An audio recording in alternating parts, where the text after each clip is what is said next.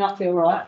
Because do we want to bounce the table up? The feng shui in his No one wants to sit next to me tonight. We're talking about. So you can see, do you want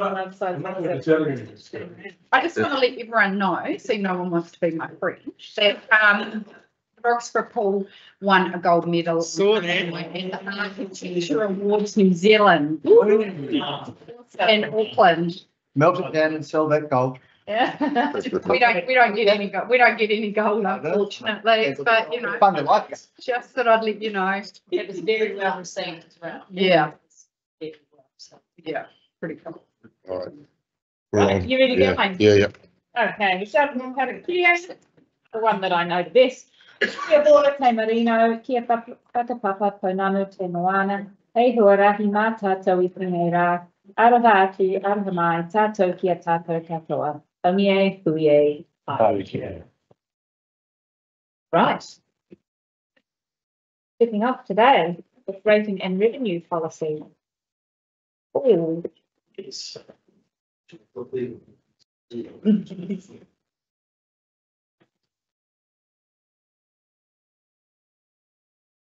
I did that for effect, just to throw that on the table to show the phones that we have. So you know that anyway.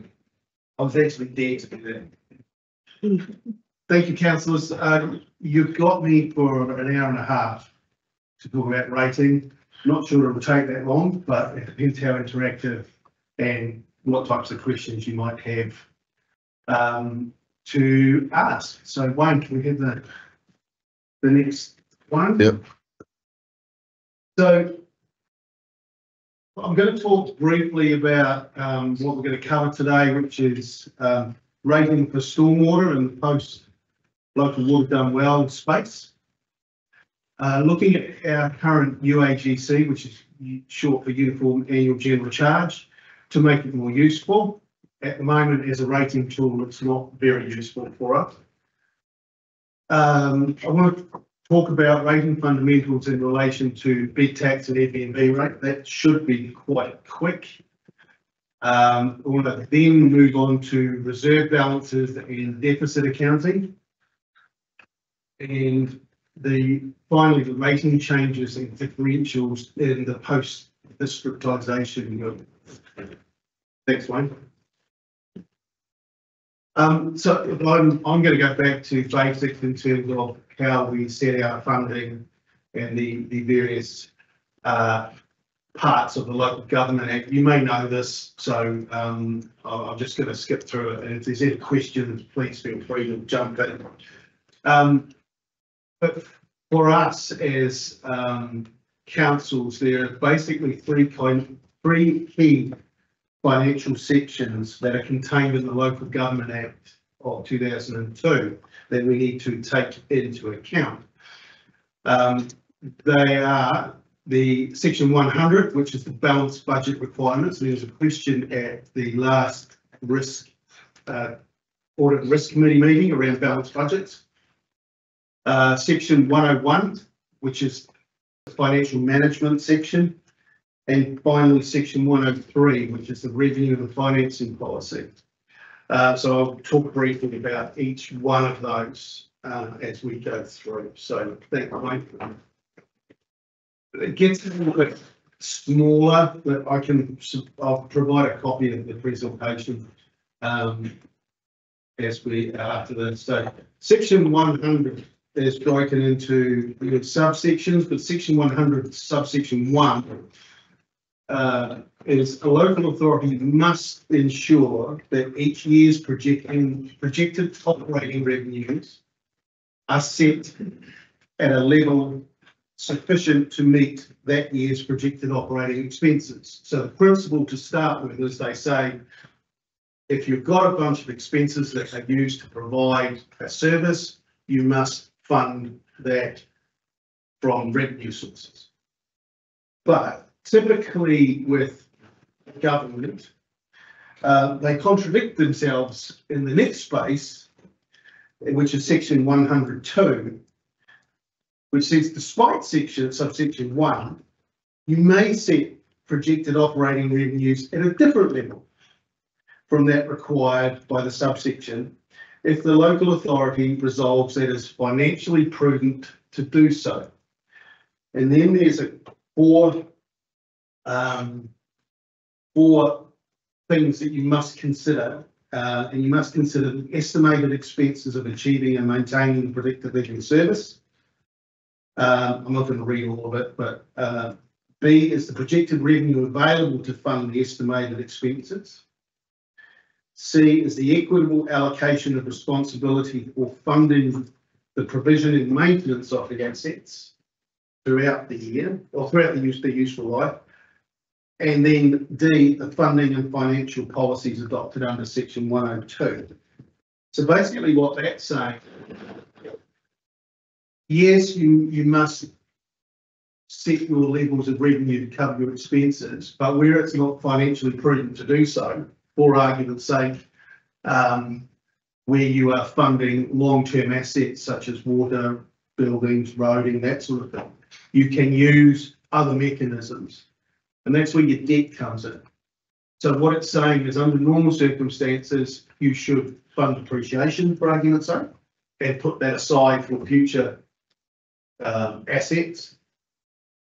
This says that if it's too much of a burden or it's not financially prudent to do so, and you want to fund it through debt, which isn't a revenue source, you can do that. So those are the types of things you must consider. You don't consider just one of those, you've got to consider all four of them. And when you get to that point, you make a call on, yeah, we think that for these reasons, this is how we should fund it. You can move on to the next one, Wayne. The balanced budget test is applied at a council level, not at an activity level or group of activities level. So what that means is, for argument's sake, and the reason we didn't have a balanced budget for the 2024 annual report is that our land sales weren't as high. Now land sales sit in the property area, but you use those to cover it. It's dealt at a council level, so it takes into account all of council's income against all of their expenses. So you don't have to worry about looking at each individual activity and making sure that you balance the budget at activity. So some parts of the business can effectively subsidize, I won't say subsidise, but it's look after the other parts where other parts may not necessarily balance their budget.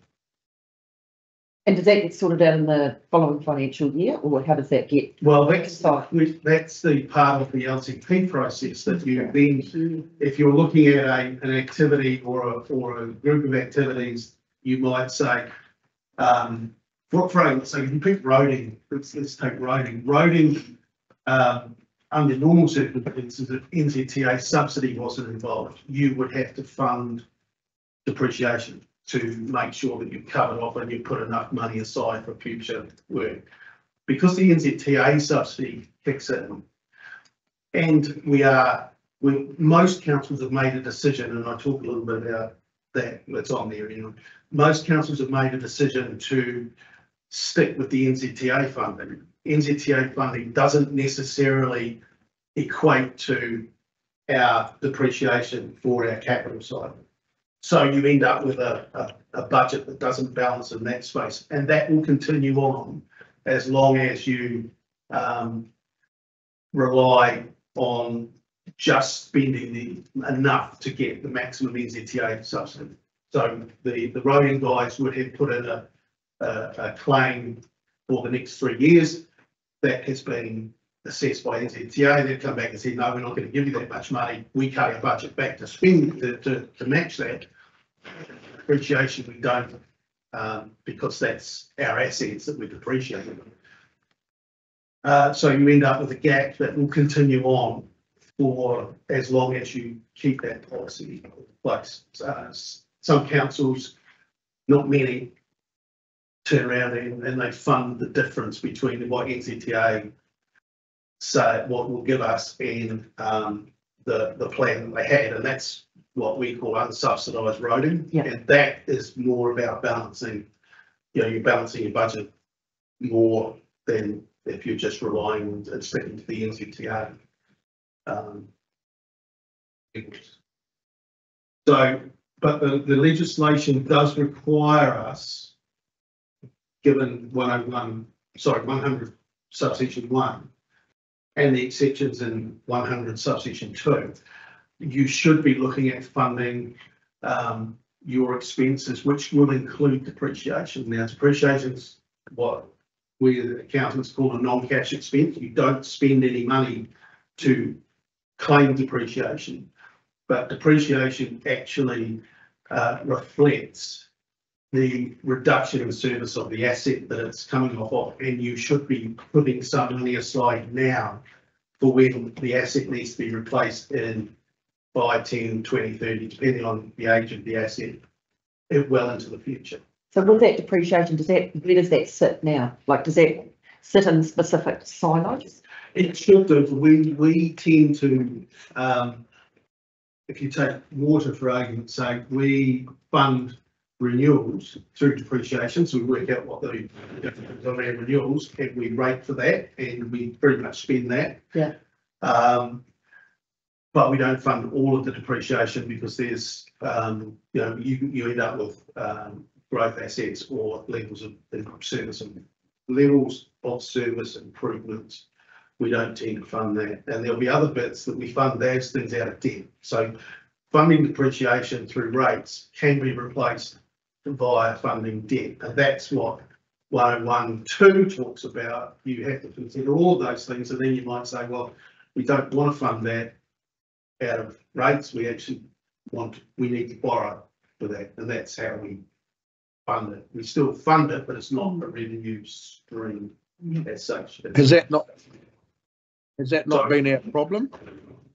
Well, I will talk a little bit about that, because once you start heading down the track of borrowing, you're kind of committing to borrowing. Yeah. Because what you end up doing is if you borrow, then there's a finance cost that sits on top of that you have to pay for, and there's a principal that you have to pay back. And if you wanted to fund depreciation at the same time, it's kind of a double whammy, because you're repaying a bunch of debt that you've borrowed, and you're also trying to build up a reserve fund for the future. So the way around that is, and it's really thinking long term, is that you might say that we won't hold debt for more than 20 years. And then we will start funding depreciation. As we pay the debt down to nothing, we will then start funding depreciation, because these assets tend to be longer than 30 years or 20-year lives. You know, a water or a road. But we've been forced into debt because we haven't used depreciation correctly. Yeah, and that's a decision that's been made in the past. It's hard to change course on that without an impact on rates, and but it can be done, and it can be done over time, I guess. So I guess the question is, why do we start the borrowing now? Why don't we depreciate from now and have one hit on the rates at over the next 3 or 4 years? Because that's what hasn't happened. There hasn't been consecutive decisions to hammer rates because they want to keep them under 5% or all this other blah, blah, blah. But it's going to cost eventually twice as much.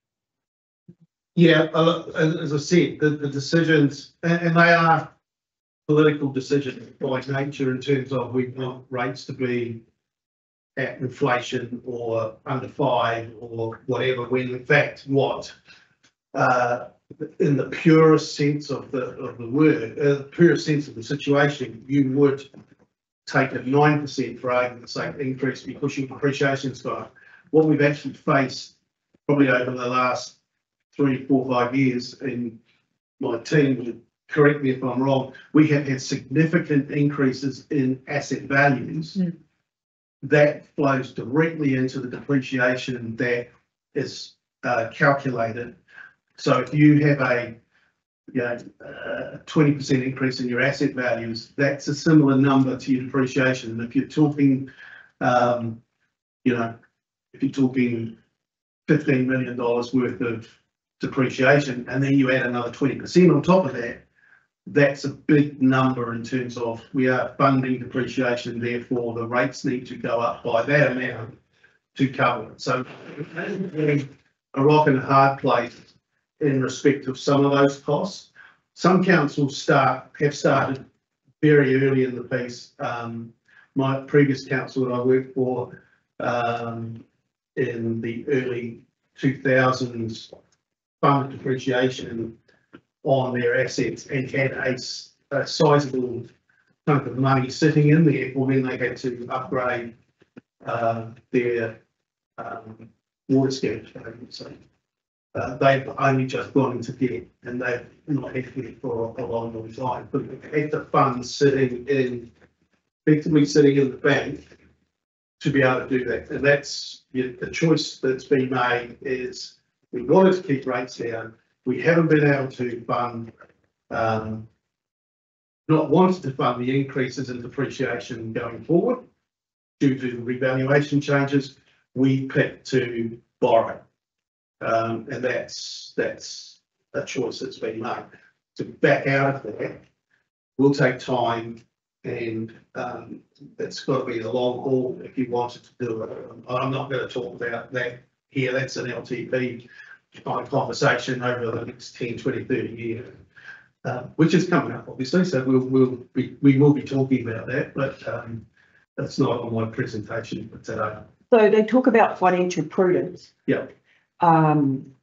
With your accounting hat on, what is, that's quite a subjective term. Financial prudence could mean different things to different people. Yeah. And we're talking about district here. We're talking about people's ability to pay. Financial prudence can be different things. Yeah. So, and I agree with you, it is quite conflicting. Yep. In terms of financial prudence, you are looking at it from the point of view of the council's activities. So is it financially prudent to not fund an activity but provide the activity? I would say no, because all that's going to do is you're still paying the money out, but you have got no revenue coming in to cover it. So that's not financially prudent. If you were looking at it's a good example. If you were looking at roading, for argument's sake, and you've got the subsidised and unsubsidised part, and you said, well, we're getting 51% from NZTA, we've got to put in 49%. We're not going to put in 49%. We're going to put in a lesser amount. I'm not sure you can actually do that under the NZTA rules, but hypothetically, that wouldn't be prudent because you'd still be expecting to provide the service at the level that you've set it at. Yeah. But you've got no income coming in. Or you may, I guess one was when Hamilton were running the V8 supercars. One might think that that's not financially prudent for a council to be involved in providing that type of activity. So those are the types of things that you need to consider when you're looking at the financial prudence. And at the end of the day, it's a political decision. You know, it's your call whether you want to provide whatever services you want to provide at the level that you want to provide them, at the cost that that's going to cost to provide. So that's the matrix that you've got to work in. Really, depreciation really ceased. Depreciation is driven by, under normal circumstances, for example, you buy a car, it's just 20% per annum, that doesn't change. But if you are running a water, say a water asset, that the accounting standards require us to look at the fair value of it each.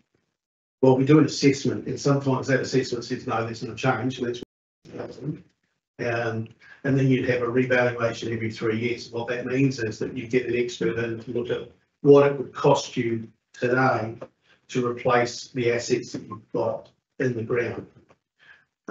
Given that prices will have changed, and I guess over the last 3 to 4 years, pre-COVID, we wouldn't have seen that level of price change. Post-COVID, the prices have gone ridiculously high.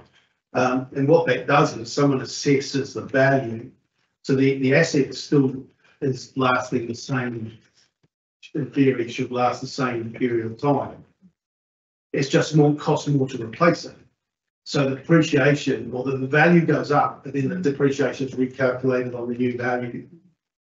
And that is where, you will see, I guess, in the annual report, one of the reasons that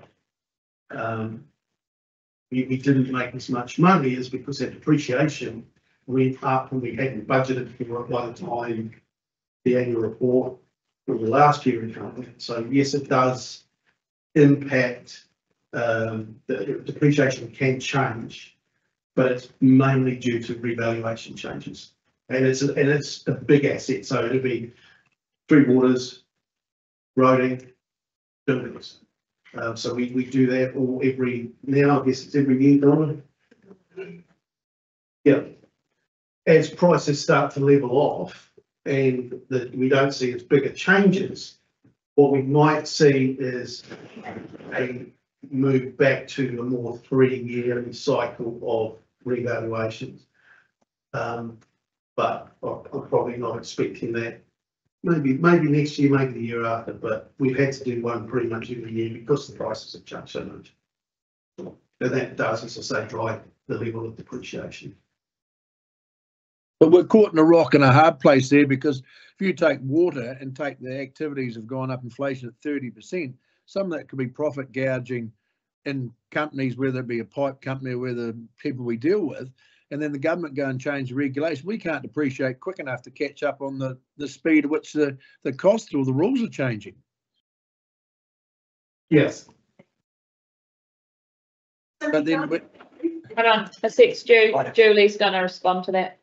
Just on that, look, we don't do massive changes to rates in each year, but we average out. So if there's an anomaly that's one's really high and one comes in really low, we don't take the really high one or the really low one. We average out, and most of our assets don't actually change in value significantly every year. And most of them will go up by what inflation is.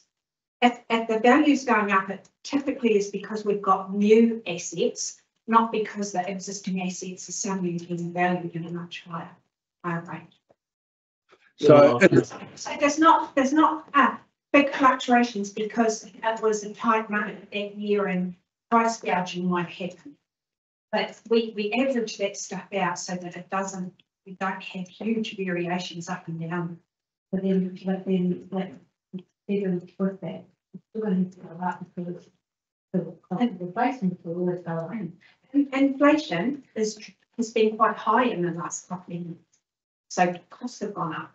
But that's not about an individual contractor who might have got a really great deal, high price on the job. It's not that sort of thing. Doesn't influence the total value of all of our assets. We take those anomalies out. So in terms of a previous council that I was involved in, and I think it's the same for this council, the unit rates pretty much after COVID did go up. And this wasn't a high grade council, so there was no huge amounts of assets that were being built. Their revaluation increased by 66 million. Their total asset value was 480 million, so it was heading up to more than 10% of their asset value in that particular year was due to revaluations. So what the valuers will do is they will look at the unit rates, and they will go far and wide to get unit rates. It's right, it's not limited to, our contractors are priced it high. What it will be is that they will look at, and one of the questions our auditors have asked this year is how the unit rates came about. So they're looking at what other councils have paid, all that sort of stuff, to make sure that the numbers that we've got in there are right and are not exactly as Julie said. We haven't been spiked by big numbers because we've been gouged. So we do look at a wider pool of unit rates, but what we found over this year, but 2 or 3 years ago, especially in the council that I'm talking, not this one, but another one, they had as I say, 66 million, and that was in the three water space. They were still roading and building. There was $5 million increase in their building valuation as well. So we kind of, when we look at those things, it's done independently. So we don't have we don't necessarily say that that's what it is. We have an independent person come in and say that, audited, and effectively the number that spits out is the number that spits out. And what I'm anticipating is over time, prices will start to drop as the inflation comes down. And remember, we don't suffer CPI. We have a construction index that was well ahead of CPI for a long number of years. And that was the danger, I guess, for councils to say we're increasing the rates by CPI, but our input costs were not driven by CPI. So some councils have changed how they measure their rates increases, and they use the construction cost index or things like that. The other thing to be aware of, what valuations is we do try to keep, you know, the values. We don't overinflate values at all. Anything we probably work from a conservative perspective, because nobody ever said thank you for putting up rates to fund appreciation. We know there's always pushback, so we try to make sure we're pushing the lives out as far as we can get away with pushing those lives out, and our valuations that our values are not jumping up, because no, I know we're just going to get our program cut somewhere else, and appreciation's going up. Or you should see this in ongoing depreciation funding or replacement depreciation. Yeah, I don't know if they're in credit though, because we spend it every year on new renewals as well. So the depreciation goes into a fund when we do renewals, it comes to renewals, and so it's not necessarily building up a backlog of funding in the bank. Some accounts might be in have money in, some are in deficit. I know stormwater renewals is one that we do have in credit. It's a couple of $1 million sitting in there. Yeah. That's a function of the speed at which we have to keep up with renewals. Some places, for argument's sake, in the Mackenzie that was put in by the Ministry of Works when the dams were being built. So pretty much brand new.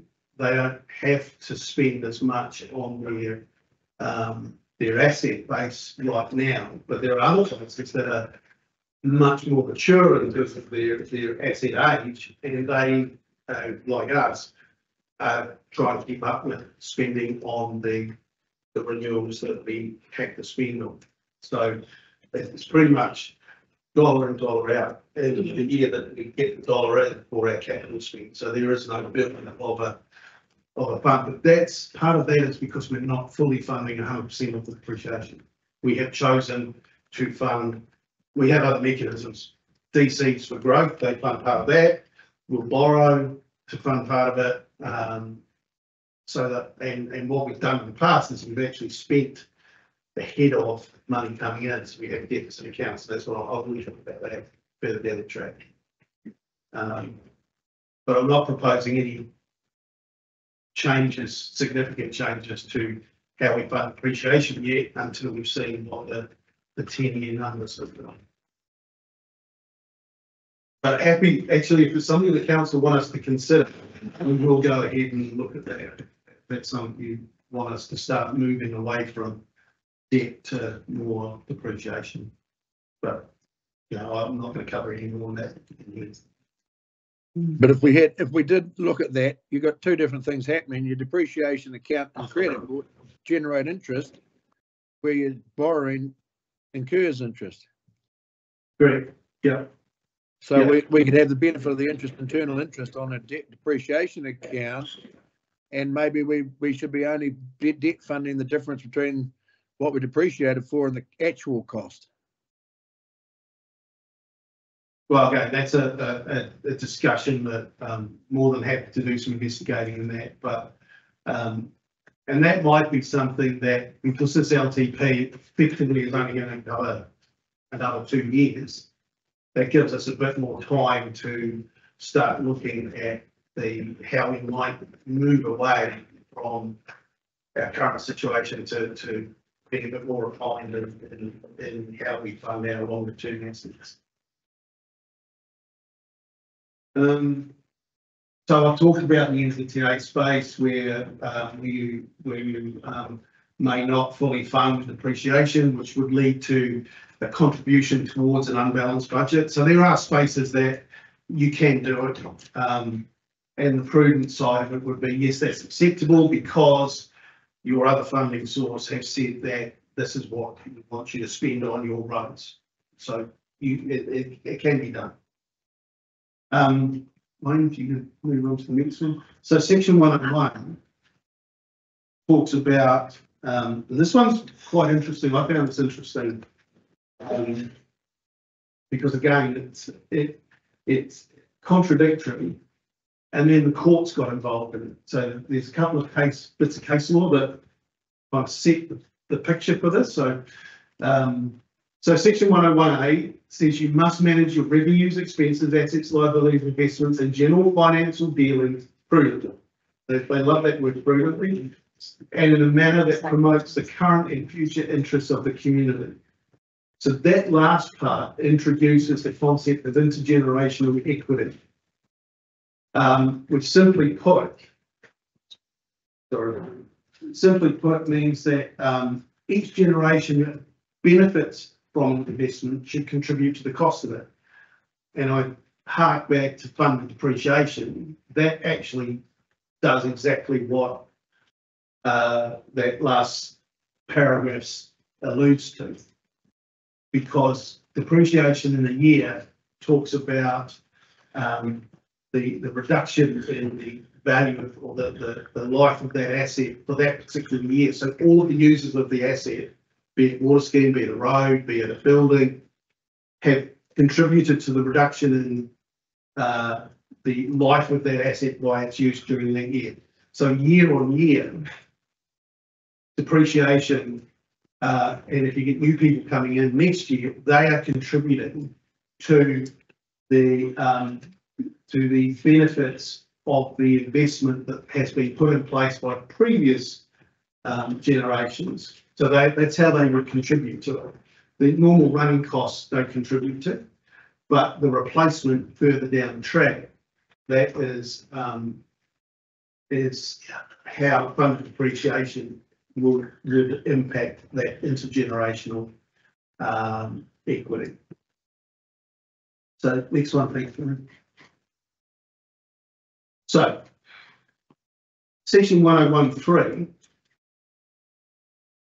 states that funding needs of a local authority must be met from those sources that the local authority determines to be appropriate, following the consideration of 101(3)(a). And they're the considerations you must take into account. You must look at, in relation to each activity, the community outcomes to which the activity primarily contributes. So you will have ones that might be, as we've got our economic or cultural community outcomes. What does it contribute to those various community outcomes?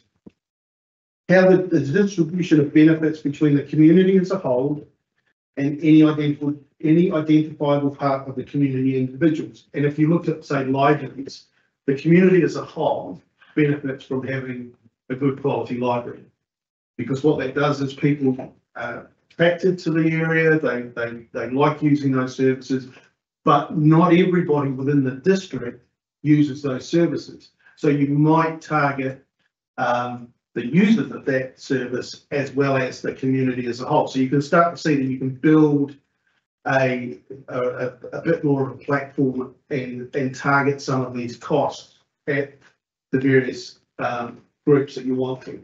And it goes down to individual users. So if you're talking swimming pools rather than say, that's where user charges might come in. You know, individuals use the pool, they pay a user charge fees.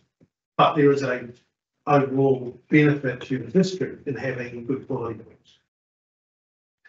The period in or over which the benefits are expected to occur. So is it short term or long term, and how you might want to fund those? The extent to which the actions or inactions of particular individuals or group contribute to the needs to undertake the activity. And finally, the costs and benefits, including consequences for transparency and accountability of funding the activity distinctly from other activities. So why do we fund water the way we fund water and not fund it through a general rate? So that is where that comes in, the transparency part of it, the benefits and costs associated with the users of that particular service. So that's why we have this, that's why we charge a fixed charge for it. Having said all that, you have to take all those into account. The next one, you can't pick and choose. So every activity you need to look at all of those points. But having considered that, again, the government turned around and put in, and remember this is the 2002 Act, they put in 1013B, which states the overall impact of any allocation of liability revenue needs to be on the current, future, social, economic, environmental, and cultural well-being of the community. So basically what that's saying is you must apply your political skill and expertise to the funding, and if the result is not so perverse, you can do it contrary to 1013A. So you take into account all those things, and then you look at it and say, well, I don't really want to charge that group of people that rate. I'm going to do it this way. And you can do that. Now that is the last part there, is there were two pieces of case law that they went to the courts, they were fought in the courts, and they gave over that type of thought process, and they gave completely different answers. So the first one was the ECNZ, or the Electricity Corporation of New Zealand, as it was at the time, versus the Mackenzie District Council. Mackenzie's got 3 dams in its area. And in 1992, they decided that the dams or electrical should pay 60% of the general rate. On no other basis than your big corporation, you should pay it. Electrical went to court, they won, and Mackenzie had to back away from doing it, producing the or charging ECNZ 60% of the general rate, and they ended up 10% per dam, so they ultimately ended up with 10%, 30% of the general rate is paid for by Meridian now. But it was a case that the courts looked at 101.3A and said you need to look at that rather than B, because your answer for B is ridiculous. It's a perverse outcome for a particular rate. Not too long ago, this case, and it was a famous case, and councils have always been reluctant to try and push their luck with 1013B because of the ECNZ case. But Meridian took Wellington City Council to court over the positioning of wind farms on what was rural land on the coastal area. And Wellington City Council had a whole bunch of differentials in their commercial space. Now, differentials means that you can set a differential so that a group of people might pay more than another group. And I think the Wellington City Council's differential was somewhere in the region of 6 times. So commercial ratepayers paid 6 times the I think it was the general rate, but it was a group of rates than a residential would pay or a rural would pay. They put these windmills up and WCC turned around and said, well, there, that's a business. Commercial, you're going to pick up the commercial rate on that particular land, and they got the differential applied. And Meridian didn't like that. They went to court and they lost. And Wellington were using 1013B. And that changed, that got rid of the ECNZ court case, which meant that councils could now start thinking about 1013B and using your political judgment to apply rates to groups of people. So at the moment, we're all good for you guys to kind of work out how you want to do it rather than having to stick to the letter of 1013A and the 5 points you've got to cover off. So yeah, that was again. So do you think that the proposed for well-being will flow through to influence this? Oh, yeah, look, it could do. I think, because the 2000, I think it was in 2012 when John Key and Rodney Hyde was the Minister of Local Government at the time, and Rodney Hyde had a focus on infrastructure, much like this government has, and they changed. I think it's section 10, I want to say section 10, which sets out the purpose of the local government. They changed it from the well-being to good quality, affordable infrastructure. I suspect that if that's the way that they are going, I suspect that this may change. That's not to say that you can't, because we've tried with our well-beings to link them to what we provide in the infrastructure space. So I think it's still, there is a linkage there, but I don't think it's going to be as explicit as it is in the 1013B. So I that- suspect that might change. That will apply to us with a couple of 2 or 3 big projects that have been touted around our district in relation to this thing. I guess if you go, yeah, but I don't think it stops you from doing it. No, it doesn't stop us, but it is applicable. It's a consideration you have to take into account. Yeah. Yeah. And I suspect that the act, when that finally changes, it'll be, and hopefully we've got our LTP through the process by that time, and it might impact our next one. But there will be something we have to consider. Absolutely, yeah. So I've written down here, I know the one, sorry. I've seen people try not to pause them. So the next one, thanks, Wayne, 1013, revenue and financing policy. This is also a critical piece of the work that we have to do. It sets out how each activity is funded that the council is involved in. It gives certainty to ratepayers over the 6-year life of the revenue and financing policy. And it is based on the assessments undertaken under section 101. We will need to undertake a funding needs analysis of council activities that lead into the preparation and consultation on the revenue and financing policy. This has to be consulted on. It is a special consultative procedure, so it has the same process that you would go through a long-term plan. You can run them at the same time. Revenue and financing Yep. policy you're talking about. Yep. So and what that does is the council will go through and it will say, for argument's sake, part of the discussions that you might have been having, around, say, dog control things. At the moment, animal control is funded 100% from the user, okay? You might change that and say, well, we want to have a little bit of rates input. Under your current revenue financing policy may not be able to do that. So we have to look at all of those permutations that you might want to do. So, and how you get around that is you might say, we are going to fund between 0% and 100% from user fees. and 0% to 25% from rates. So if you 100% fund it from user fees, you still comply.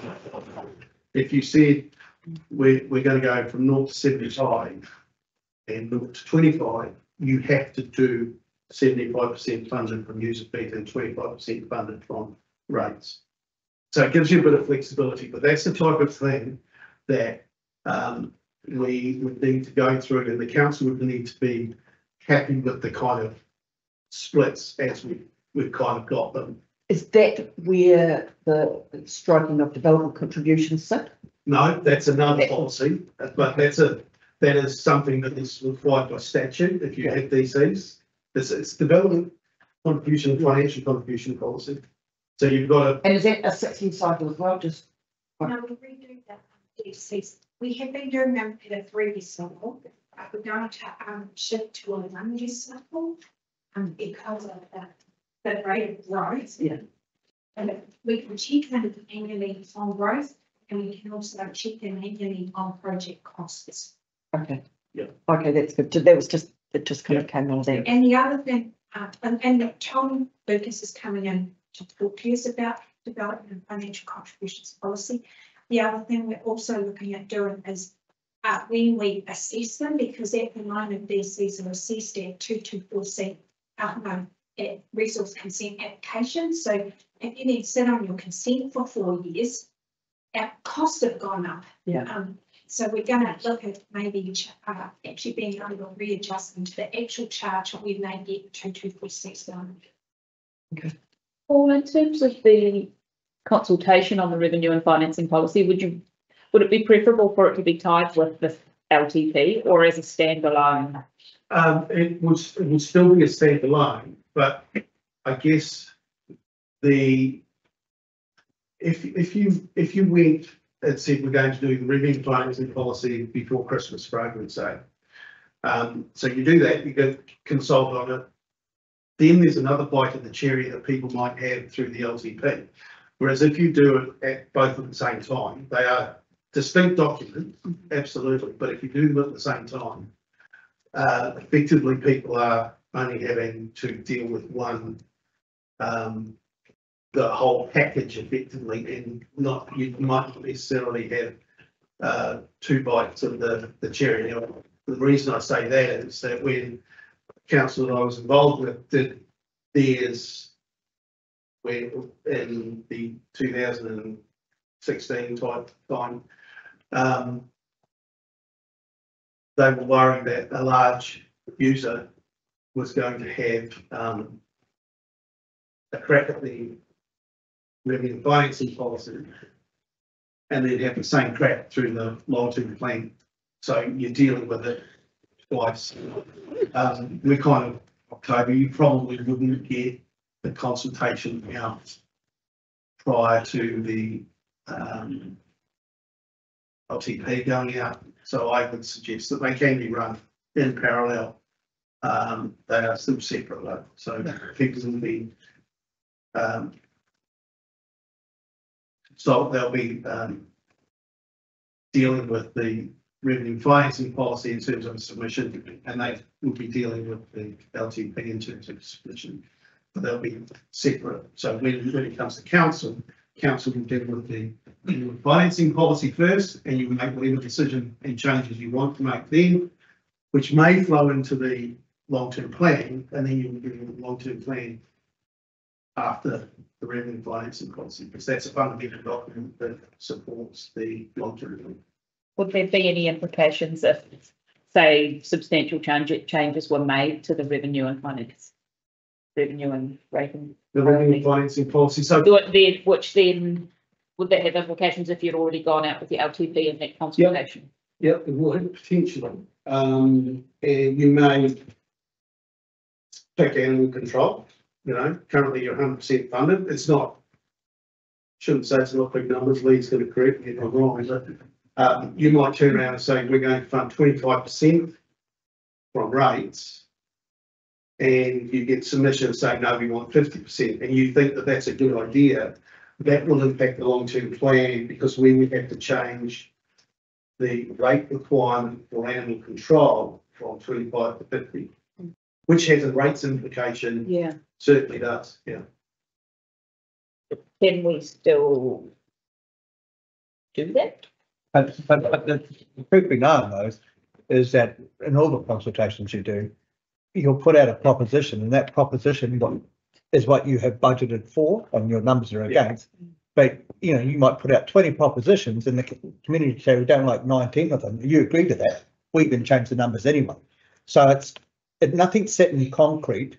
And until the LTP is adopted, it is only a draft and it is all subject to change. So there's not going to be, say, unintended consequences from going out in the LTP with a set of figures based on this revenue and financing policy that they then may change No, substantially. I wouldn't have thought so because one flows into the other and it's in the deliberations that you'll make your decisions, which will then ultimately feed into what the corrected numbers that need to be in the LTP.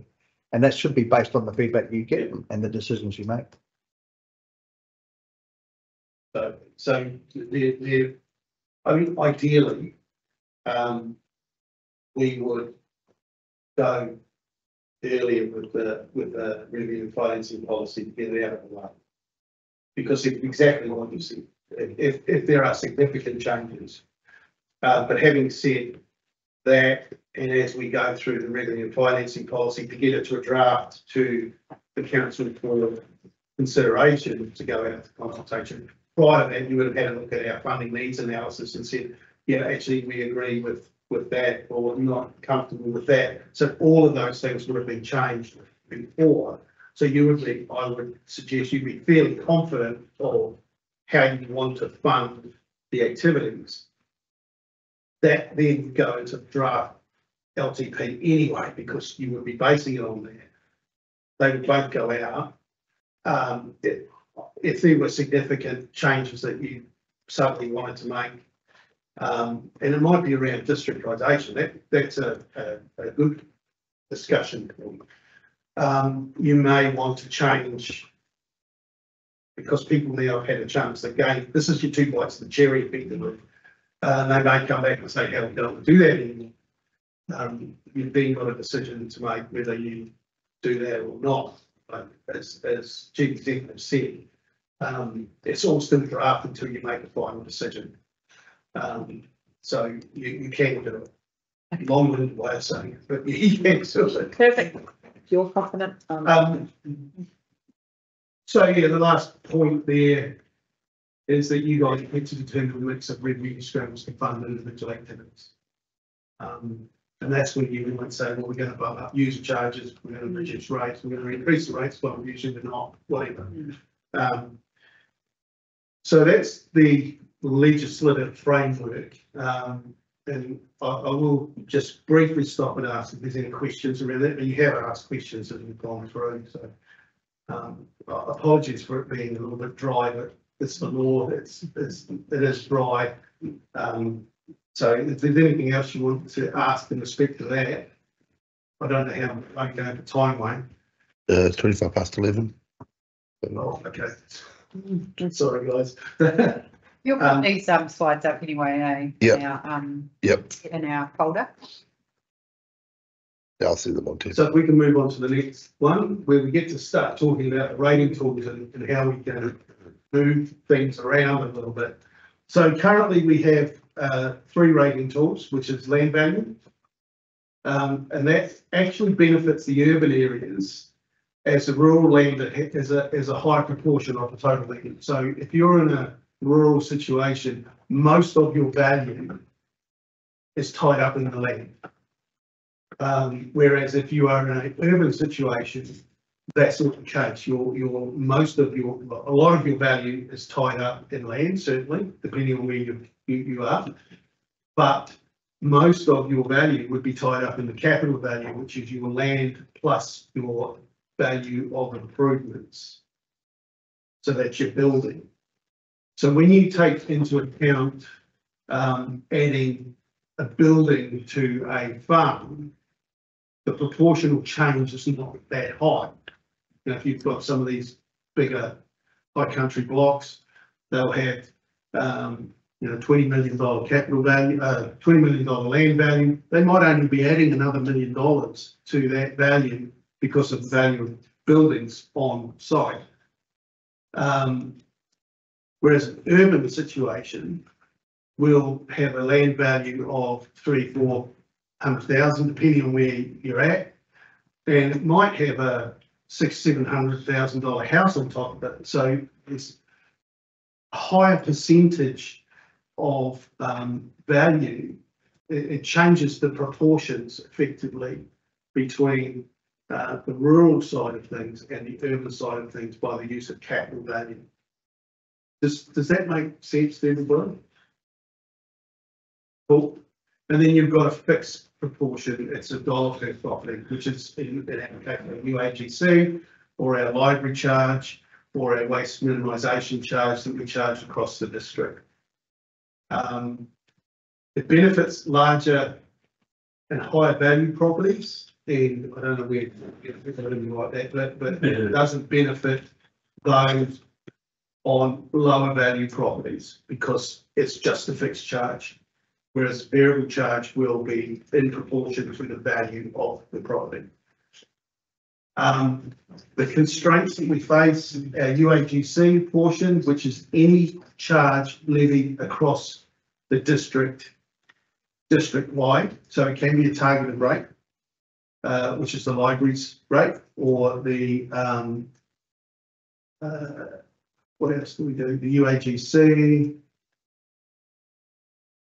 Sure, there've been other ones, I think, that we levy across the district. That is that's a uniform charge across the district, and that all of those added together must be less than 30% of our total rates.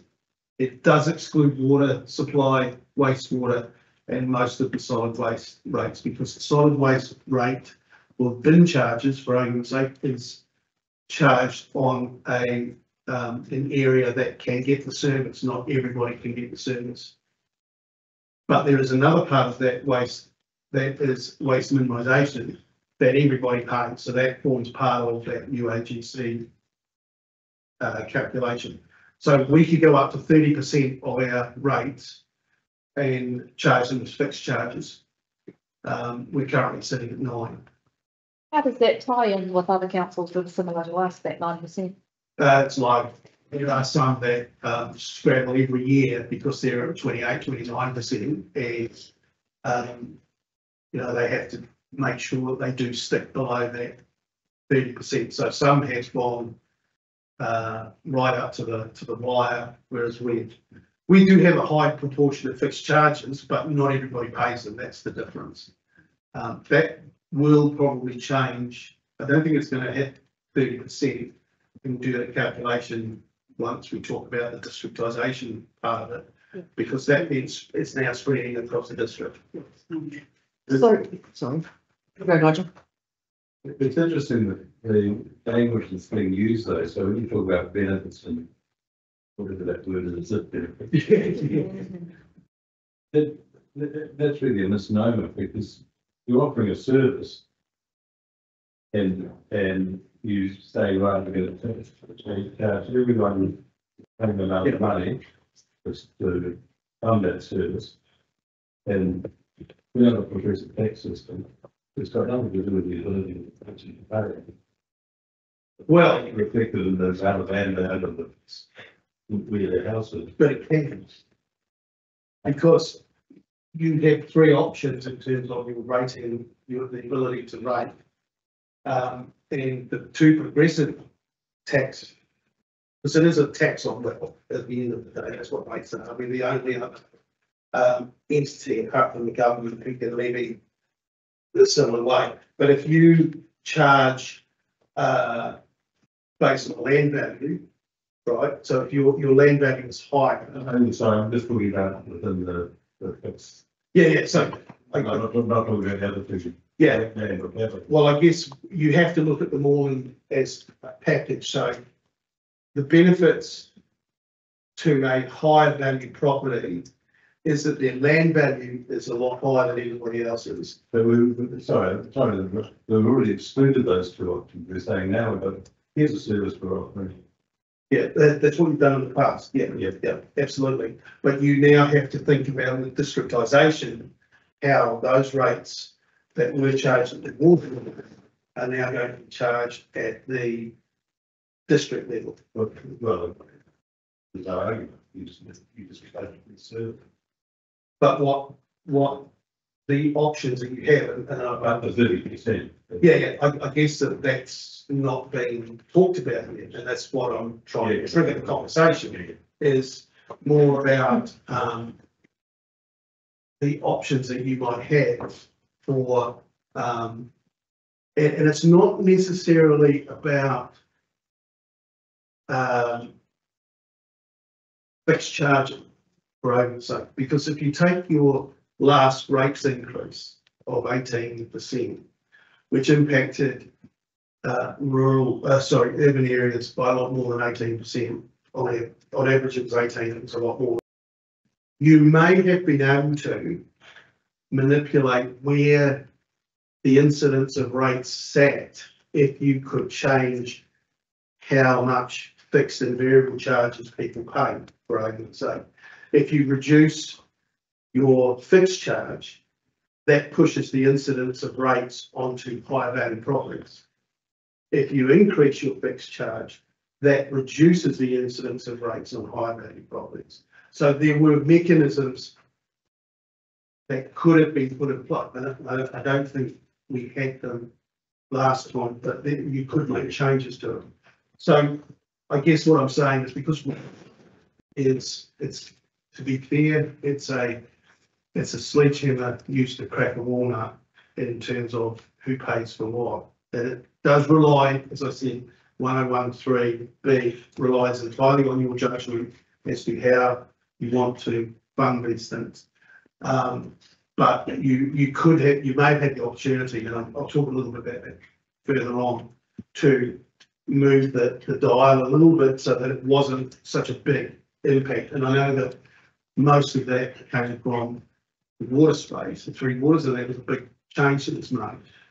But what you could have done is, if you had the flexibility within the rating system, you could have moved the general rate so it kind of tipped back towards benefiting the towns rather than, so I guess the rural would have paid a little bit more on the general rate, which would have offset some of the increase in the water space. So I guess what I'm saying is that at the end of the day, the council will decide how it wants to rate, but we can make it a little bit more flexible so that you do have some levers that you can pull to maybe change how that plays out in any particular year.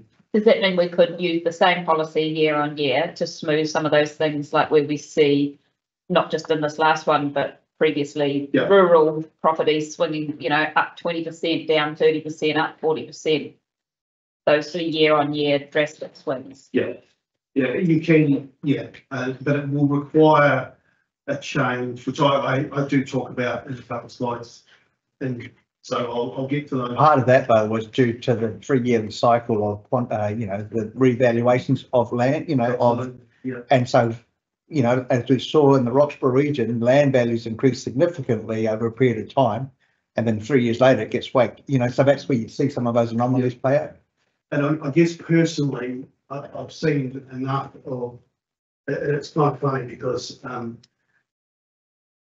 towns tend to, so you have your big changes in one town in the revaluation cycle, and then people, because it's all based on movement in property. Values change because people are willing to pay more.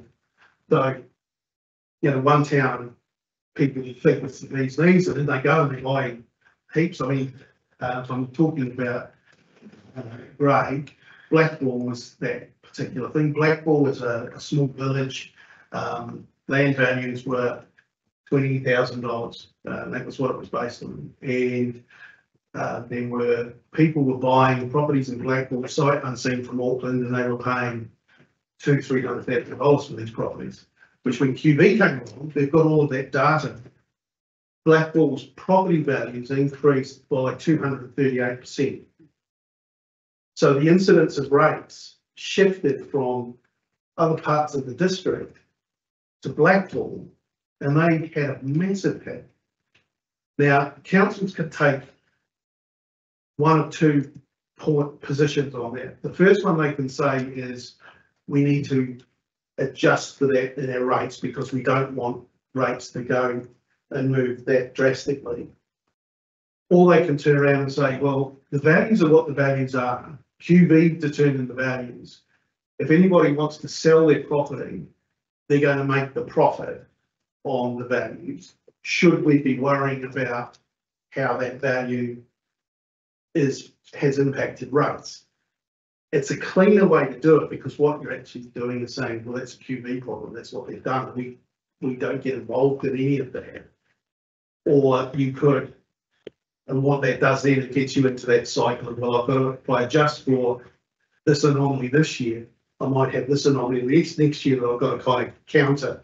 So if I was going to put my, say what I, put my money in my mouth, as I would say, whatever the values are, what the values are, it's how you want to rate them, to how you think that people should be paying for the services that you provide. Forget the values, but they do have an impact. I'm not saying that.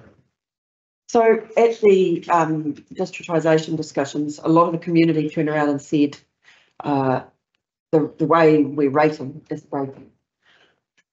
How do we, I mean, this is our options. Yeah. We don't have, I guess, I don't know whether, how do we put that out there to the community? This is our options. We're not saying you guys get the option, but this is the options that's available around this table to actually make those decisions. Yep. And I'm just not sure how that, if there is anything that we could even do to make, because people are saying it's not fair. Yeah. Well, I can answer to that question, I guess, realising the public, but I'm going to say rates are a tax. They're a tax on wealth.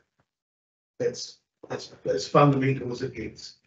How you rate is up to you on those three components. If you were interested in looking at a change, then that's a large chunk of work that would need to be done. It's a rating review. And we could do that. I wouldn't suggest that we do it this time around, but next LTP, because it's going to take us that length of time to be looking at how you might want to change it. Because what we would have to do is look at all of the ratepayers, the impact on the ratepayers. So we've got 15,000 rate demands. We would have to analyse the movement and the change on each one of those to see whether it's good, bad, or it's going to impact really adversely. And then once we brought all that information to you, that's the time that you make your decision for the next LTP. So it can be done. It's whether the council has an appetite to do that.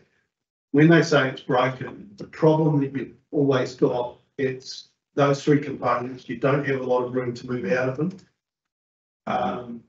And you are always going to have people who are happy with, so this is the problem, people are happy with the value that QB coming up. yeah, but don't want to pay the rates. But they don't want to pay the rates. Yeah. And that's just human nature. We're happy that the value of my property has gone up. So when I eventually sell it, I'm going to capture that. But I don't want to pay rates. But I guess the answer to that is if everybody's going a similar amount, we're not going to collect any more money because that's not how the councils work. It's we set our level of service, that sets the revenue requirements, and then we ask the people through rates to pay for it. So if everybody's go up by a similar amount, effectively the rate dollar, the rate per dollar will go down. We'll still collect the same amount of money. Yeah. It's when you get these changes that, you know, it used to be with dairy in some of the areas. Yeah, they come in and suddenly the value of a particular farm skyrocketed because they were now a dairy farm. They put a big milking shed on. The income streams that they were making were huge, and that all fed into the value. So their proportion changed significantly from farms that were around them. So they paid. So that's the conversation that you need to have. Sorry. No.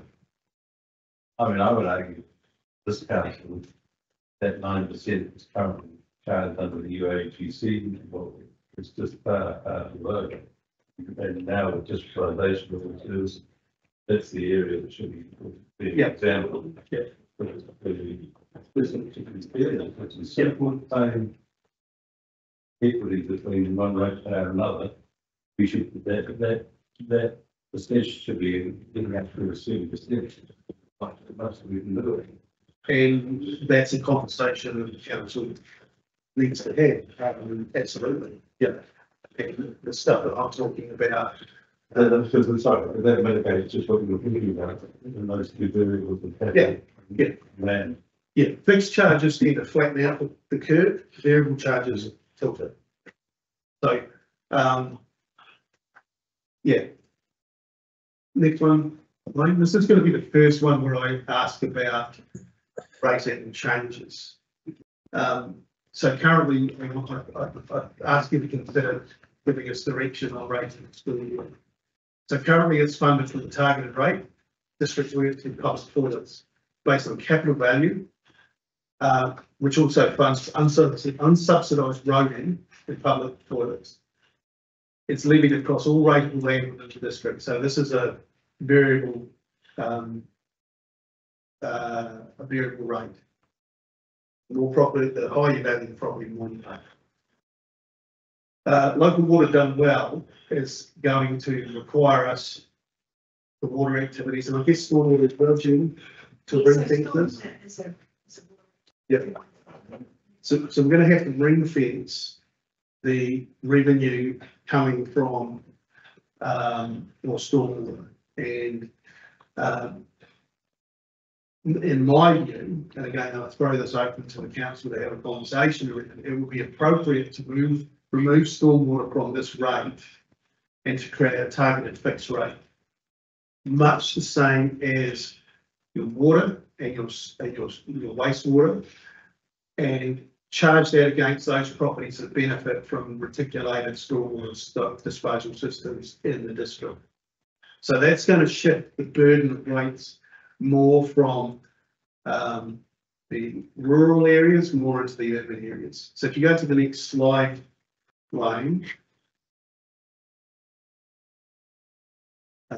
the advantage, I'll just talk about the advantage, and then I've got a little table that shows where the change might be some property bases.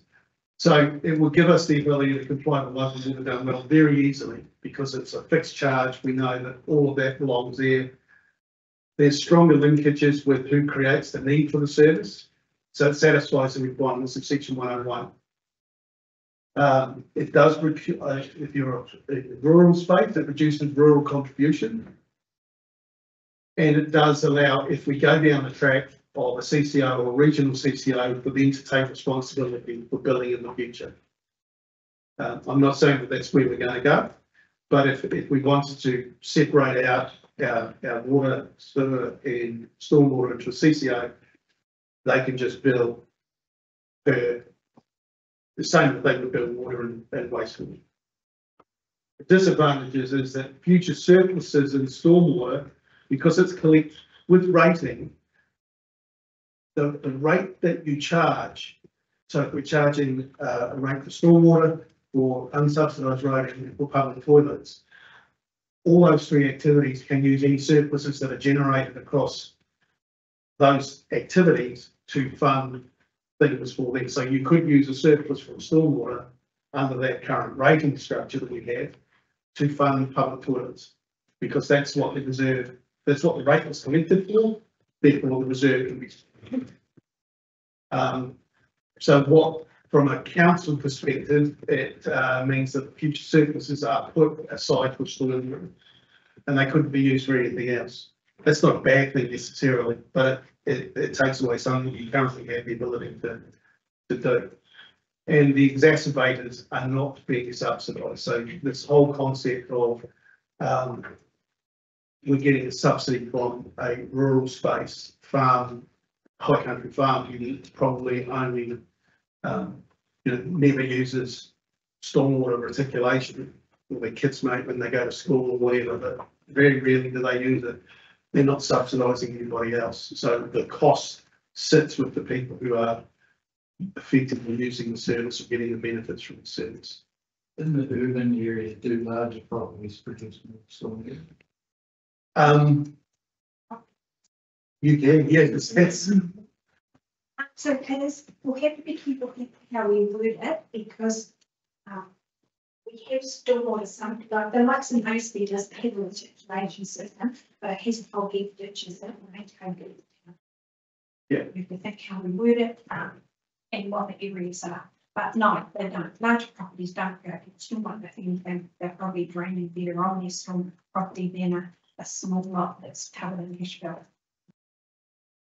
Would separating it out, I mean, A, it would meet the requirements, but B, would it help us improve resilience in that stormwater space? But separating it out to who you're charging, is how much you charge. But look, to be honest, I don't think we have an urban stormwater issue. Sometimes we have puddles on roads, but roads are actually designed as overland flow paths for extreme events. That's what they're designed to do. And mostly in the towns we have soak pits, we don't have a lot of reticulation. So Cromwell has Roxburgh. There's a tiny little line down Main Street in the historic precinct. Yeah, so it's not even going to be all of the urban areas that have a storm. So yes. But from a practical point of view, being able to identify people who do have articulated stormwater services. Yeah, we just need to think through how we're going to do Yeah, it. exactly. What properties are actually going to be paying for this? Because it's not, is it going to be just urban? It might be easy just to say urban properties are going to be paid, and Yeah. we'll have to think that through. But I think you do have to split it, legally have to split it out. So, I mean, if you look at the guidance, it's no brainer. Yes. so you need to explain, mate, we're just talking the numbers. So we're only talking here, so the third column in is the current portion that is charged for stormwater based on capital value to those sample properties. They are properties that we currently have in our annual plan. They are sample size, so I haven't changed anything out of there. So effectively, just under 600,000 are now down to residential. They pay $7.41 right the way up to a mandatory large farm, pays $305. If you move to a fixed component based on urban areas, and that again needs defining as to what we consider urban, and that's a conversation that we would have with the council to bring that back. And again, it comes back to how do you want to charge it, and who do you want to pay it? That's where it comes from. So if you just charge the urbans, it's $20.21, and if you charge everybody, it's $14.81. And you can see that as you get up in value, you start to benefit. So that like Mattel, they're actually going to get a more rates reduction in their charges.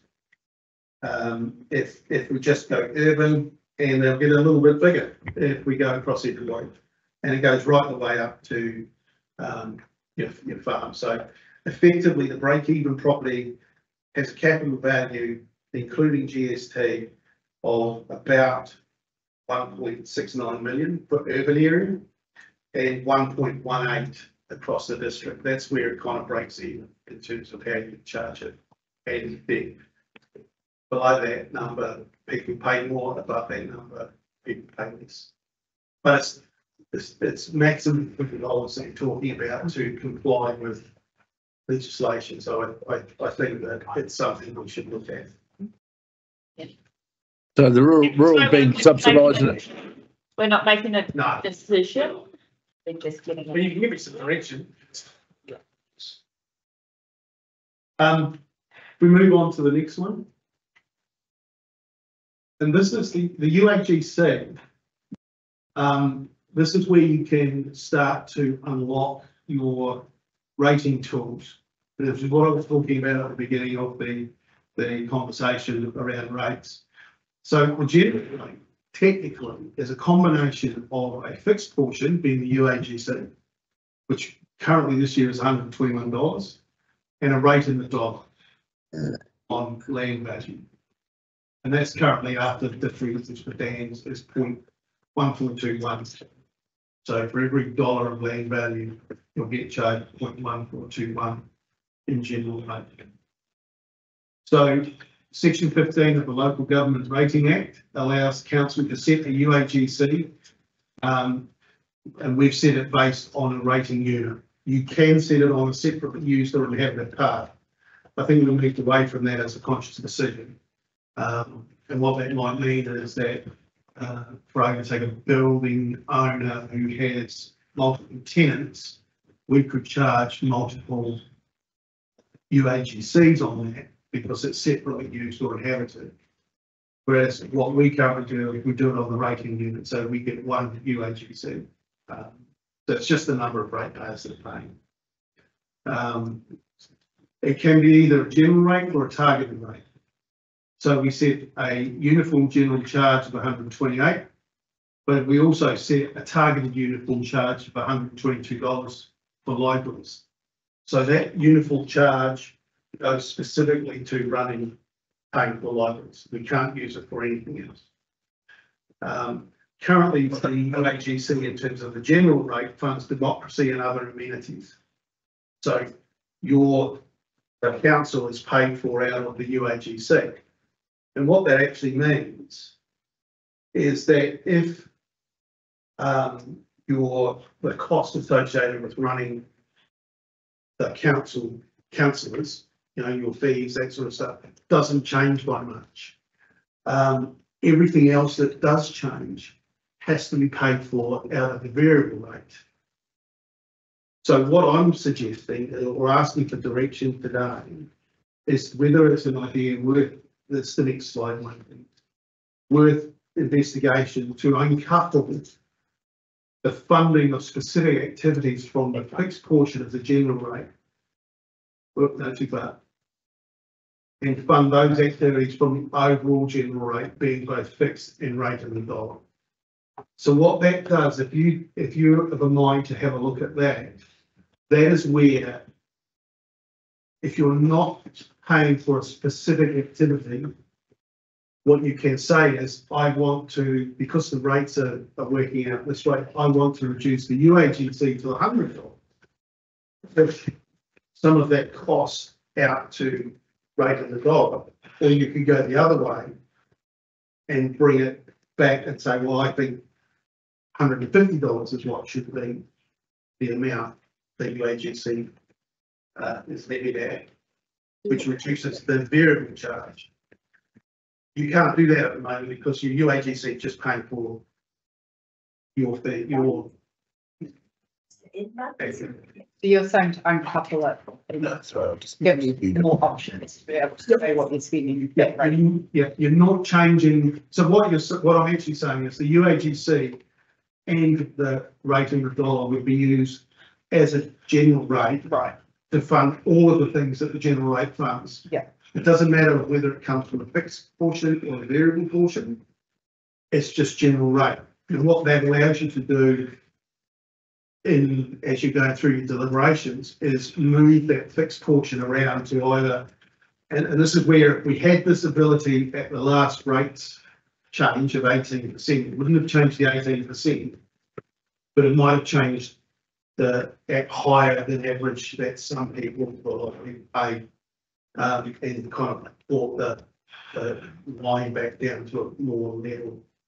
So those are the types of things you can do without saying UAGC funds this specific activity, because with doing that, you tie it to the cost associated with that specific activity. So if they don't change much, the UAGC doesn't change much. And this is important as we go through the districtisation discussion, because you've got fixed charges sitting in there as well that pay for community board elected members. And I would suggest the same principle applies. It should all be funded as a general rate, because we've got rid of that whole ward. So funded as a general rate and be able to use the movement of a fixed charge up or down to either increase or decrease the incidence of rates to certain activities. So that is something that I used to We be. don't think that the risk of losing transparency. Well, I guess the transparency is,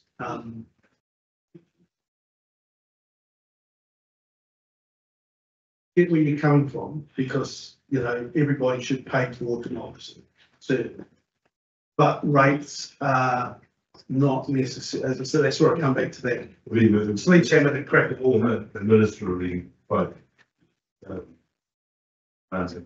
No, for us, no, it wouldn't make any difference, because all we would do is, it would actually be better for us to be able to present options to council Based on specific. based on moving, the activities are still funded out of the general rate. And we have said general rate is whatever it happens to be. We need $10 million for the general rate. What we're saying is we're going to say we might want to collect $1 million of that from a fixed portion, and the 9 is variable. So your activity of democracy is still funded out of the general rate. So everybody is paying for it. It's gives you the ability to, as I say, move things around, so you can smooth or otherwise. So it just gives more tools in the toolbox. Yeah. So that if you're wanting to crack your dead walnut with a normal sized hammer as opposed to a sledgehammer, that would be an available option to us, as opposed to always having to be in this. So instead of the council being stuck with 18%, that won't change, because that's what the numbers came out at. But some people got near on 30%. This tool allows you to move that down a little bit. It might not put it to where you want it to go, but it's going to make it a little bit more palatable. So instead of some people having 10% and some people having 30, you could make it so it was more like 15 to 25 by moving those. Yeah. So those are the, we don't have that at the moment. Do people feel like that's an idea worth exploring? I do. Yeah. Principle, yes. Just put it out and say, I think it needs to be put on the table at the very least. So people can actually make a decision based on all the information. Otherwise, we're trying to make a decision without knowing all the information. Well, we're not making any decisions anyway. That's what I mean. In the future, when we make a decision, I think we need to have everything. in To front see of us. what that would look like in reality. Yeah, and that will form part of the presentation around revenue financing policy, so that's where that will be. So next slide, I'm really trying to rush through this, so I know you guys have got. So uncoupling the UAGC from specific activities allow council to just relax and see that gives you more control of who pays what. It's one of the big advantages for it. And the ability to absorb some costs into a broader general rate bucket, e.g. the costs associated with the remuneration, that would sit in the general rate bucket, of which fixed and variable are outside of that particular cost, and that it's just a manipulation, a tool to allow them to change incidence of rates, not what funding of things. The disadvantages, you've got to be aware of that 30% rates cap. So, you know, we've done 9, we're at 9, we're nowhere near it. We probably don't pay as much attention to it as we would need to going forward, but there's that 30% rates cap. And I've got a couple of examples next we can flick over. So this is just a wee example. It's just a 3-property count through. Total land value is 4.1 million. We only need $1,000 in rates, and UAGC is $200 for the members' expenses. So that's how the rates come out. So your $400,000 property pays 143, your $3 million property pays 644, and your 750 nil property pays 211. So we go to the next page, Wayne. So if we can manipulate the UAGC, and we have now not tied it to members' expenses, we might change the UAGC to $300. And that means the land value rate is $700. So you can see the lower value property picks up an increase of $23. Your high value property picks up, gets a reduction of $38.96. And your mid value property picks up an increase of $15. That's how fixed versus variable works. Purely the just rents works over 15,000 ratepayers. I'll just pick three just to give that time. So that's the advantages that we have of how we might want to change, because the council decided that our $3 million plot was paying too many rates last year. So you can actually. Okay. Next one, thanks. Sorry. I'd still argue that under the disadvantages to these slides is a lack of transparency if you go away from you opposed this. But when you've got specific activity that are funded by the user, nothing is more transparent. Well, yeah, I guess. I don't know which way I think, but that's, to me, that's a disadvantage. Yeah, you could argue differently there as well, but yeah, I take your point. I mean, that's something the council needs to consider when it's deliberating on that. So raising fundamentals in relation to Airbnb. Now, I know you've talked about this at the council table. What worried me a little bit was that we were thinking about council services need to be provided on a cost recovery basis effectively. So this is how we're funding it. So the basic premise is revenue should equal costs and the budget should balance. I think you've been asked to consider implementation of an Airbnb rate, like some other districts, Rotorua specifically. But I haven't seen any apparent idea of what that rate may pay for.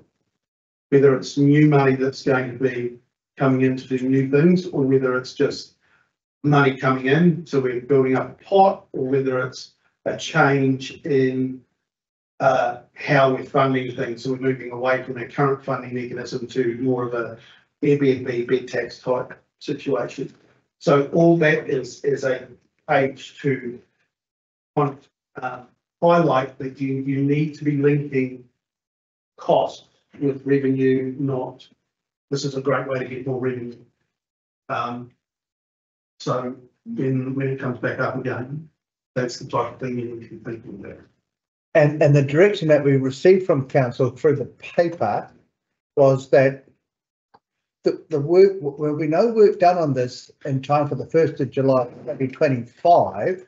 It was we needed, it was if the council was to proceed down this path in short-term accommodation, then it would be something that would be looked at in the first part of that annual plan. So what's that, year 2 of this next LTP? So we have a year to do the work to have a think about what that looks like, so that these things can be worked up. If you're going to raise it from here, what is it funding? And if you're funding that, what are you not funding? And so everything. In relation to this, we can be kind of guided from other councils. We don't have to be the ground breaker of this, don't we? Yeah, that's right. Yeah. Fast followers. Yeah, well, in this space, we aren't as big as what other places would be. So let someone else just make second last subject, guys, you're doing really well. Thanks for it. Not bad. So this is kind of a niche subject, the reserve balances and deficit accounting, because I've noticed that we've got a lot of deficits in our reserve. And we shouldn't be running it like that. So reserves are created and held to ensure funds from specific sources for specific purposes, and surpluses generated are available to undertake those purposes. when your funded depreciation comes in, if you make profit because you've done building control is a great one. They've done exceptionally well based on volumes of work coming through. They've made margin and that surplus has been put into a reserve. And effectively, reserve balances at the fundamental level are a function of cash in versus cash out. We rate for it, we spend it, whatever's left over goes into a reserve. So technically, on the simplest level, a cash balance should be similar to our reserve balances because, you know, that's the money we've got. If it's done appropriately, then income should equal expenditure. Sometimes it doesn't.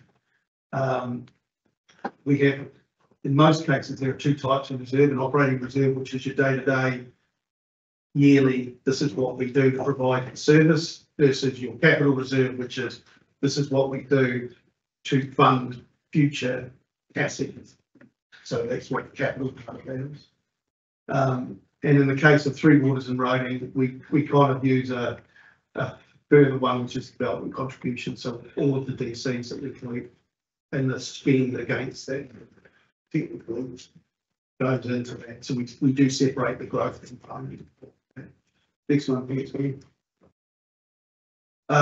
So generally, they're a result of surpluses from operating results. So as I said, building control, they've got a surplus of 2.9 million. They should be a positive balance of zero. They can be, you know, they don't have to be massive. That smallish is where you want to have them, because the object is not to overrate or over collect from the ratepayers. What you're trying to do is set your level of rates at the right level for your expenditure. So you don't want to be setting it way up here. It's a create surpluses on an operating level. So yeah, it may be in deficit where, for instance, expenditure has exceeded the level of revenue. So that could be we set it, but then we've gone out to market and our 5-year water maintenance contract has come back and it's $200,000-300,000 more than what we put in the budget originally. So you can end up with deficits because you've got to do the work anyway. So if uncertainty exists over if it's in deficit and uncertainty exists over the activity's ability in the future, short term, and I'd say 1 to 3 years to cover deficits, but should be covered, then revenue should be set high enough in the following years to recover that deficit. So if what I'm saying is you end up with a deficit in a year, what you actually need to do is set your revenue for the next year sufficient to cover the deficit that you created this year, because it's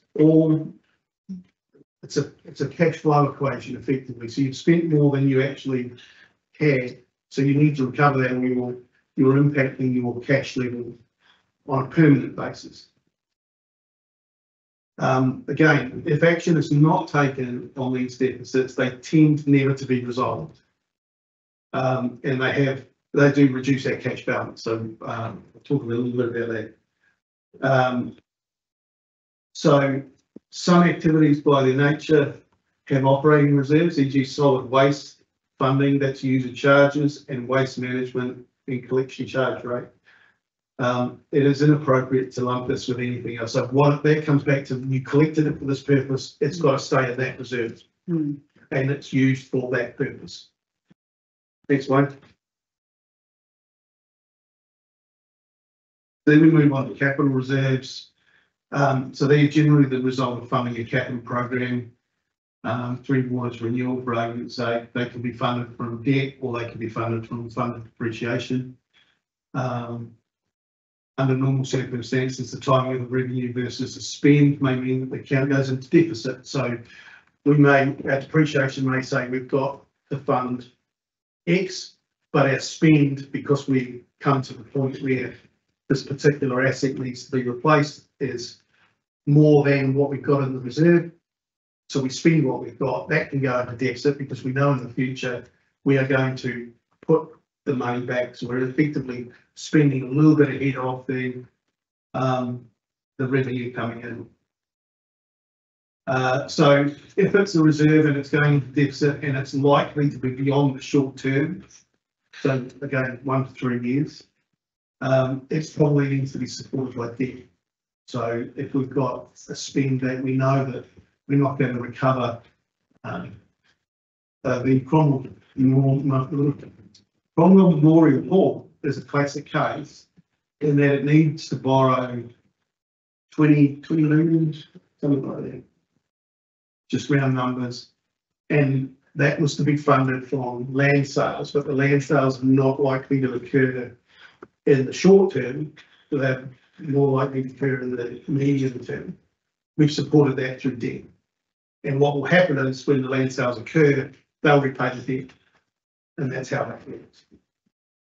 And then we've got the development contributions reserve, so that's created when DCs are charged and capital and all capital expenditures incurred. And it's we've got the DC policy, which we're going to talk about later on. And they may go into deficit because you spend the money before you get, because you need to spend the money before you get the DC. But the theory that over time it should balance out. There will be maybe a little bit of a problem where if you have significant cost increases, but Julie's going to talk a little bit about how that might change with our DC policy to cover that. Go to the next one, Wayne. So our reserve balances and deficit accounting continue. Our current position at 30 June 2024 is we have an operating reserve deficit in wastewater of about 3.2 million. We have a deficit in wastewater improvements, which is capital spend of 14.3. We have Three Waters management of a deficit of just on $250,000. Three Waters operations is a deficit of 2.5 million. Water supply improvements that's the capital side of it, 7.5, and then we've got a deficit in environmental engineering management, which is under solid waste of 0.6 million, and waste collection disposal of 3.9 million. Now we have in our annual plan for 24-25, we have borrowed or said we would borrow for the wastewater improvements reserve of 14.3 and the water supply improvements of 7.5. So that's about, let's call it 22 million of our 85 relates to covering those. But the other side of that is we've got another 10 million of operating deficits that we need to deal with in some way or another. And I'm going to say it needs to be dealt with because you should never borrow to fund to pay for the groceries, I guess, and the groceries are your operating spend. So there needs to be an adjustment at some stage over the next short term. The council needs to consider on how we're going to pay those operating reserves back because they should be in service.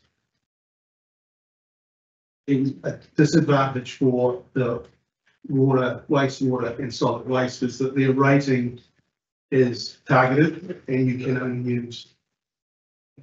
So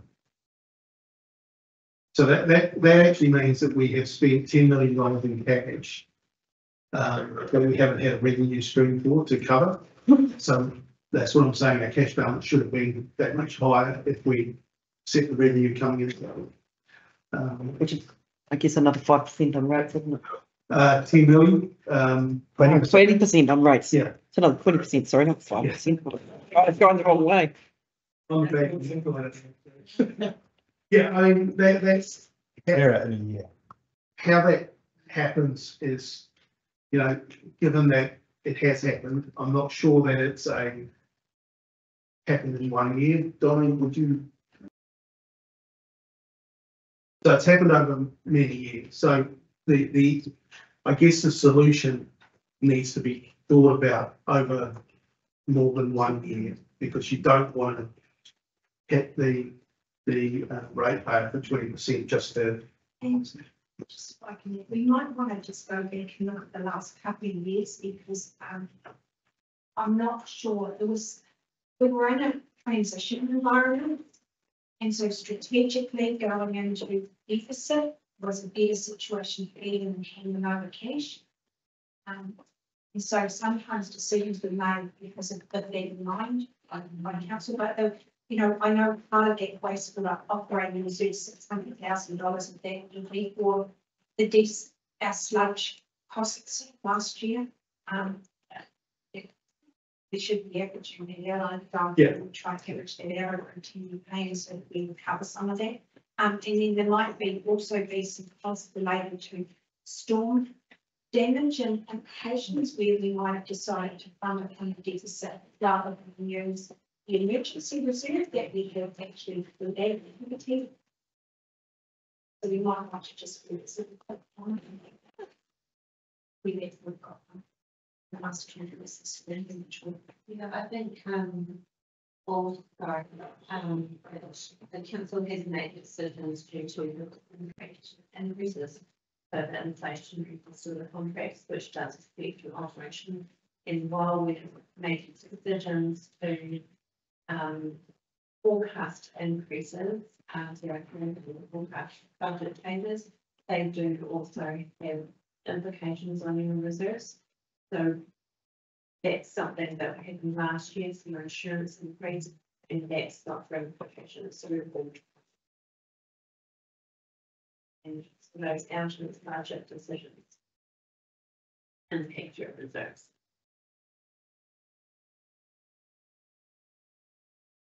Next good news slide. Sorry. Sort of question. I just had a question on the last slide. Is that going to be very critical? Don't feel like, yeah, really. Okay.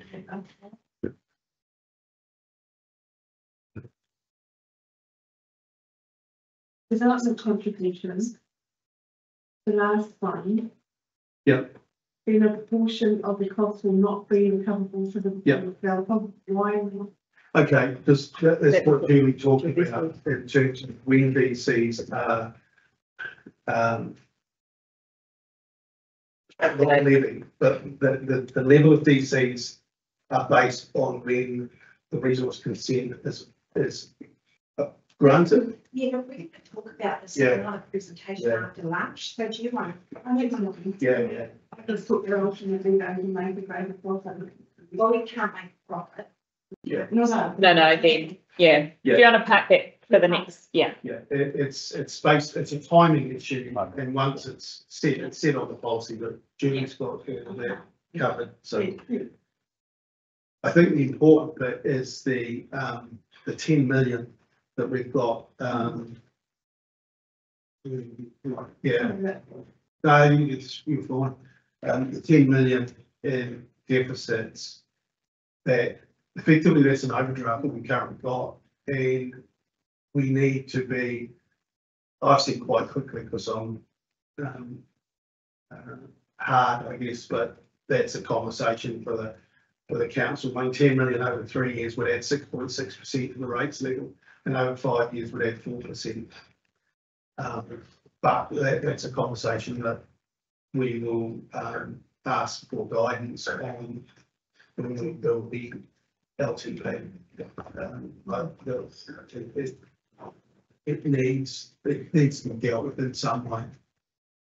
Thanks, Mike. So the remaining is 21.8 million, that's unfunded. So we, as I said in the annual plan, we programmed 21.8 million of borrowing to replenish that, so that they start from scratch. This is probably because funded depreciation is not set to cover all of the spend.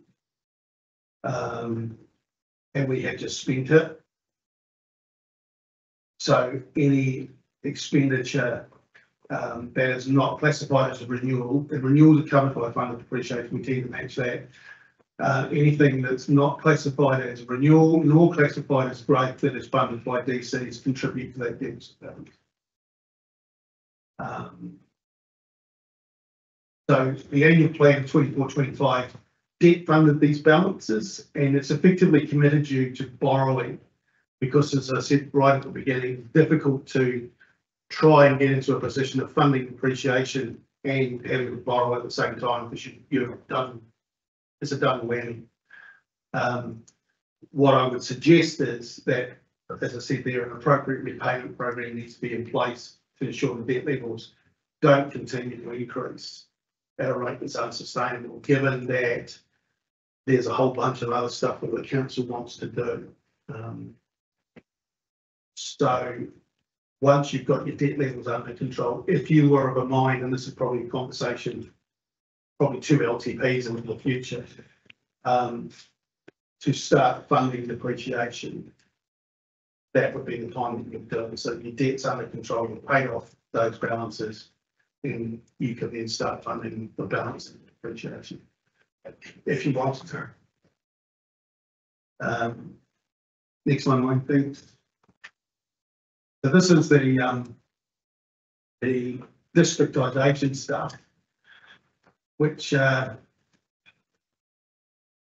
caused us a little bit of angst when we had to sort of think about how it might happen. But we've now the council's decided to districtise the remaining services except grants, and funding will need to change from ward-based targeted rates to district-wide rates in some form, shape or form. Currently we have rates that are levied on a ward basis, so the full works and services rates, they're based on capital value. You've got a targeted ward-based uniform charge. You've got a targeted ward-based uniform charge for recreation and culture. You've got a Molyneux Park uniform targeted rate that's got a differential in it, and you've levied promotion rates based on capital value. I would propose that the promotion rates stay on capital value, because it allows you, there's differentials involved in that, and the differentials are already in place, so there shouldn't be a lot of difference across the district because people are kind of paying that anyway. So, proposals for discussion. And I've got 4 pages left to be done. So, can I have the next one? So, the proposals for discussion are to stop funding specific activities from the UAGC and treat it as a fixed part of the general rate. That would include things like community board elected members. They are currently funded the same way this elected member body is funded through the UAGC. What I would suggest is that all elected members are funded from, and I put it in inverted quotes, the general rate, and that gives you to play around with the mix of the UAGC and the general rate, so you can move it around a bit. Create a standalone targeted stormwater rate to give future flexibility in dealing with 3 wards. New initiatives, so this would deal with all of the other stuff, and what we're thinking is to create a targeted rate for swimming pools paid only by Vincent, Cromwell and Maniatoda ratepayers. Now what that does is it gives you your differential that we talked about with the Roxburgh, the Teviot area where they have their own pools that provide the services. The only cost input that we have in relation to a loan repayment and the grant. So what we would say is that the Teviot ratepayers will pay for that part of it, and the rest of the ratepayers will pay for the pools, which gives effect to the differentials that we talked about at the meeting, the various meetings and the discussion that was had. So we would have a new rate there. So I would suggest capital value would be the one that we would use, and a fixed component. And the reason I would suggest capital value is, as I talked about at the beginning, the proportion of capital value for a residential property is higher when you combine the two compared to a farm or a rural property. And it gives effect then, it's almost a little bit user pays rather than having large properties paying a significant amount towards it. So they would still pay, but the capital value means that some of that rates incidence shifts to the urban space. That makes sense to everyone? Cool. And then, as I say, create a TEDI rate to cover the pool grant, and based on capital value and a fixed component as well. Can I ask a question there, just so I'm clear in my head. Are you saying that within everybody's rates, the fixed component is going to be based on potentially suggested based on CV, other parts will be based on LV, and we're going to have different things based on different rating? You currently have that. Yeah, but that's what we Yeah, what I'm suggesting is that we don't move from capital value to land value. Yeah. Because people within the ward are already used to capital value, they pay that. So there shouldn't be much of a change to what they currently get. They will see it's based on capital value. And they'll have a fixed component to it. So I'm not suggesting that. I guess what I'm saying is that where capital value has been used, we use capital value. Yeah.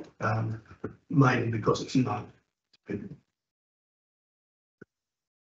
I have the next one, please? So then we've got tracks and waterways, which is we've created new community facilities rate and bundle tracks and waterways into that.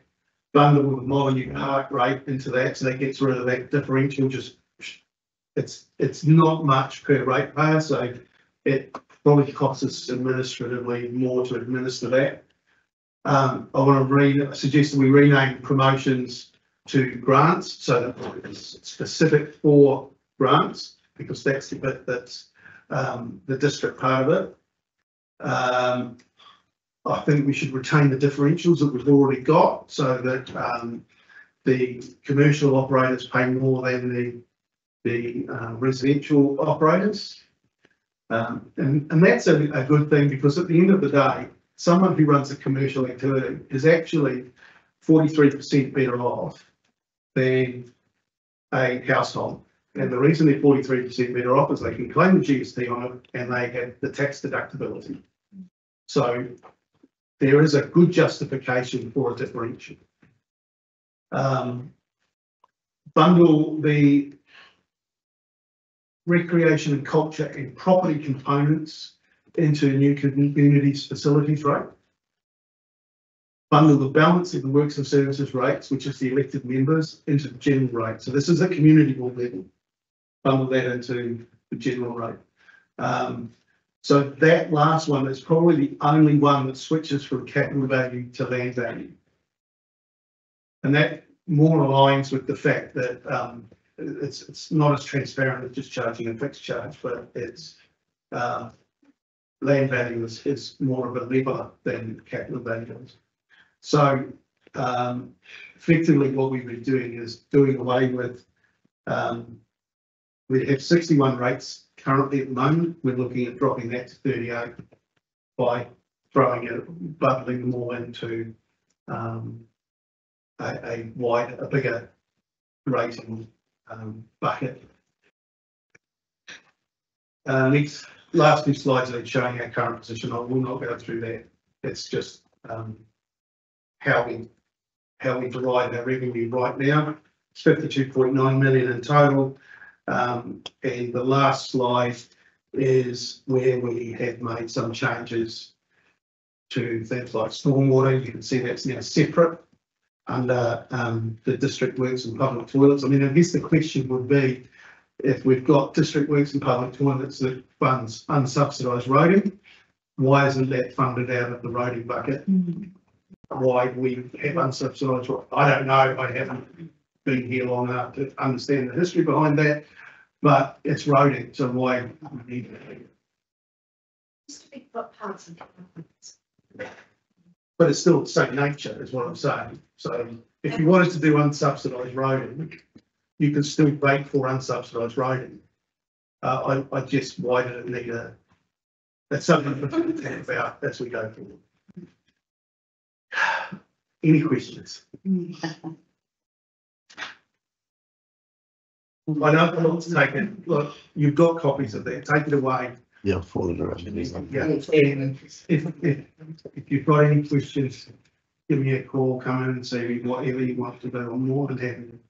You might get some like that kind of stuff, but yeah, more than happy to talk about it. But I think this is kind of the time to be looking at some of these changes and making them. Because we're in an LTP. We've just gone through districtisation, which will force us to do things like this. And I think we don't necessarily have all of the tools in our toolbox that we could be using to smooth rates out. So yes, It would be nice for you to have those toolbox with more than just a sledgehammer. Yeah, yes. yeah, well, rates doesn't lend itself to anything but a sledgehammer. It's because you talk about fairness and transparency. There are places that or situations that you turn around and say, well, that's blatantly unfair, but the rating act doesn't allow me to do anything different. So it kind of still is blunt force trauma to certain situations. But Now, if there are further questions, at the end of that, on the 30th, we can look back at the end of that council workshop if you want to look back on some of this stuff once you've seen the presentation and it's on the file now. yeah, look, if you do have them and we want to talk about them on the 30th, click me an email, say this is what I want to talk about. So it gives me a bit of prep that I can go and find some information. Thank you for putting up with me for probably how much time have we gone over, mate? Half an hour. Half an hour. Half an hour.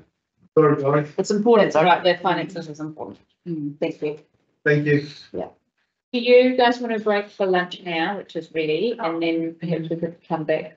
Volumetric charges, Julie, how long? Gonna take half an hour. It will take half an hour, okay. Yeah. We'll come, are you guys right to come back a little bit early?